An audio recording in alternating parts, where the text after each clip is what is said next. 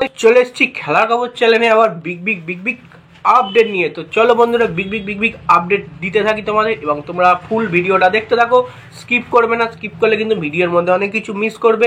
এবং চ্যানেলে যারা নতুন আছো, এই খেলার খবর চ্যানেলটাকে অবশ্যই সাবস্ক্রাইব করে পাশে থাকো এবং বেল আইকন ঘন্টাটা ঢং করে বাজিয়ে দাও। তো চলো ভিডিও স্টার্ট করা যাক। তো বন্ধুরা, ভিডিও শুরুতেই যে আপডেটটা দেবো, অ্যান্টোনিও লোপেস হাওয়াসকে নিয়ে মোহনবাগান কোচ সে কিন্তু খুব খুশি। তার কিন্তু খুব খুশির খবর এলো, কারণ আগামীকাল তোমরা নিশ্চয়ই জানো Chennai versus Odisha FC match ছিল চেন্নাই হোম গ্রাউন্ডে। তো সেই ম্যাচে কিন্তু চেন্নাই জিতে গেছে এবং লিগ শিল্ডের যাওয়াটা মোহনবাগানের কাছে প্রচুর সহজ হয়ে উঠেছে। কারণ ওড়িশা আছে 18 ম্যাচ খেলে 35 পয়েন্ট, আর মোহনবাগান আছে 16 ম্যাচ খেলে। সেক্ষেত্রে যদি কালকে চেন্নাই হেরে যেত, তাহলে সেক্ষেত্রে মোহনবাগানের লিগ শিল্ডের টপে ওঠার জায়গাটা একটু হলেও শক্ত হয়ে যেত। এবং কালকে যেহেতু ওড়িশা এফসি ম্যাচ হেরে গেছে, পুরোপুরি খুলে গেল দরজা টপে ওঠা। মানে একটা ম্যাচ জিতলেই কিন্তু মোহনবাগান টপে উঠে যাবে। মানে ফার্স্ট তাদের ম্যাচটা হচ্ছে ডার্বি, তো মানে ডার্বিটা জিততে হবে। ডার্বি জিতলে কিন্তু টপে উঠতে হবে, কিন্তু ডার্বি তো পিছিয়ে গেছে। এবার কোন ম্যাচ মোহনবাগান খেলবে তার ঠিক নেই এখন। তো যাই হোক, যে কোনো একটা ম্যাচ জিতলে সেই ম্যাচ জেতার লক্ষ্য থেকেই কিন্তু মোহনবাগান টপে উঠে যাবে 1 নম্বরে। মানে দুটো কম খেলে, ওড়িশার থেকে দুটো কম খেলে 33 পয়েন্ট, এবং ওড়িশা প্রায় 18টা ম্যাচ খেলে 35 পয়েন্ট। আর মুম্বাই আছে, মুম্বাইও প্রায় একটা বেশি খেলেছে। সেক্ষেত্রে মোহনবাগানের সব থেকে চান্স বেশি, এবং হাওয়াস এই খুশির খবরটা পেয়ে খুবই খুশি। টিমও 100% দিচ্ছে এবং ম্যাচ জেতার আশা রাখে। তো চলো, যদি জিতে যায় তাহলে কিন্তু অবশ্যই মোহনবাগান লিগ শিল্ডটা এবছর পাচ্ছে এবং দুর্দান্ত পারফরমেন্স দিয়ে কিন্তু পাচ্ছে। সেক্ষেত্রে এবার নেক্সট যে আপডেটটায় আসি। নেক্সট আপডেটটা হলো জেসন কামিন্সকে নিয়ে। জেসন কামিন্স কি বলছে শুনুন।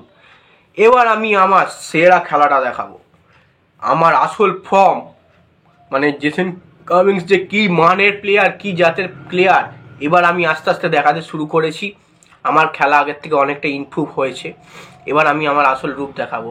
তো আসল রূপ তো আমরা হালকা করে হলেও দেখতে পাচ্ছি, কারণ আগে যে হারে জেসন কামিন্স খেলতো তার থেকে 100 গুণ ভালো খেলছে।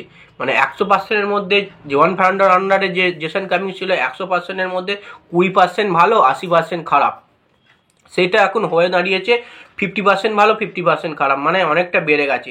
তার কিন্তু খেলার quality, passing accuracy, chance create করা, গোল করা কিন্তু অনেক বেড়েছে। সেক্ষেত্রে তার সেরা ফর্মে কিন্তু জেসন কামিন্স ফিরতে চলেছে। সেক্ষেত্রে জেসন কামিন্স একটা বিশ্বকাপার হিসেবে যদি সেরা ফর্মে তার ফেরে, কিন্তু দুর্দান্ত তার পা থেকে গোল দেখতে পাবো, এবং দুর্দান্ত পাসিং দেখতে পাবো, এবং ভালো বল অ্যাসিস্টও করবে জানা যাচ্ছে। এবং অ্যান্টোনিও লোপেস হাওয়াস কিন্তু পুরোপুরি জেসন কামিন্সকে তার ফর্মটা ফিরিয়েছে। এটা হচ্ছে পুরোপুরি কৃতিত্ব অ্যান্টোনিও লোপেস হাওয়াসের। অ্যান্টোনিও লোপেস হাওয়াসে কিন্তু পুরোপুরি তার চান্সটা ফিরিয়েছে, মানে ফর্মটা ফিরিয়েছে জেসন কামিন্সের। সেক্ষেত্রে জেসন কামিন্স পারফরমেন্স খুব ভালো দিচ্ছে। আশা করি আগের থেকে আরও ভালো পারফরমেন্স দেবে। সে বলেই দিয়েছে তার সে সেরা খেলাটা দেখাবে, এবং ডার্বিতে সে কিন্তু গোল করতে চায়, মুখিয়ে রয়েছে ডার্বিতে গোল করতে। লাস্ট আপডেট যেটা হচ্ছে হিজাজি মাহেরকে নিয়ে। হিজাজি মাহেরকে ইস্টবেঙ্গলের হিজাজি মাহেরকে নিয়ে অনেকেই টানাটানি করতে শুরু করেছে। মানে হিজাজি মাহের কিন্তু ইস্টবেঙ্গলের ডিফেন্সে খুব ভালো ডিফেন্স করছে। অবশ্যই আগের ম্যাচটা ইস্টবেঙ্গলে খেলেনি কাট সমস্যার জন্য। এবার নেক্সট ম্যাচ ফিরছে গোয়া ম্যাচে হিজাজি মাহের, এবং হিজাজি মাহেরকে কিছু আইএসএলের ক্লাব নিতে চাইবে, কারণ এবছরের পরের মরশুমে কিন্তু হিজাজি মাহের ইস্টবেঙ্গল থেকে চুক্তি শেষ হয়ে যাচ্ছে। সেক্ষেত্রে ফ্রি এজেন্ট হয়ে যাচ্ছে। ইস্টবেঙ্গল যদি না চুক্তি বাড়ায় হিজাজি মাহেরকে নিয়ে, সেক্ষেত্রে কিন্তু আইএসএলের প্রচুর ক্লাব কিন্তু হিজাজি মাহেরকে কিনতে চাইবে এবং হিজাজি মাহেরকে দলে নেবে, কারণ ডিফেন্সের জন্যে। আর হিজাজি মাহের ইস্টবেঙ্গলের হয়ে ডিফেন্সিং খারাপ নয়, খুব ভালো ডিফেন্স খেলছে। যে কোনো টিমে ভরসা জোগাতে পারে ডিফেন্সে হিজাজি মাহের। সেক্ষেত্রে ইস্টবেঙ্গল হয়তো চাইবে না হিজাজি মাহেরকে রিলিজ করে দিতে। তারা কিন্তু অনেক কষ্ট করেই সিজনের মিডলে নিয়ে এসেছিল তাকে, প্রথম থেকে কিন্তু নিয়ে আসেনি। সেক্ষেত্রে হিজাজি মাহেরকে তারা চুক্তি হয়তো বাড়িয়ে নেবে। আর কোনো প্রকার যদি না চুক্তি বাড়ায়, তাহলে সেক্ষেত্রে হিজাজি মাহের কিন্তু যে কোনো দলে চলে যেতে পারে। চেন্নাই, ওড়িশা, গোয়া, মুম্বাই, যে কোনো দলে কিন্তু হিজাজি মাহেরকে টার্গেট করবে। তো ভাই, এবার আজ ভিডিওটা এইটুকুই। ভালো লাগলে লাইক, কমেন্ট, শেয়ার, সাবস্ক্রাইব করে পাশে থাকো। আবার নেক্সট ভিডিও দেখা হচ্ছে। টাটা।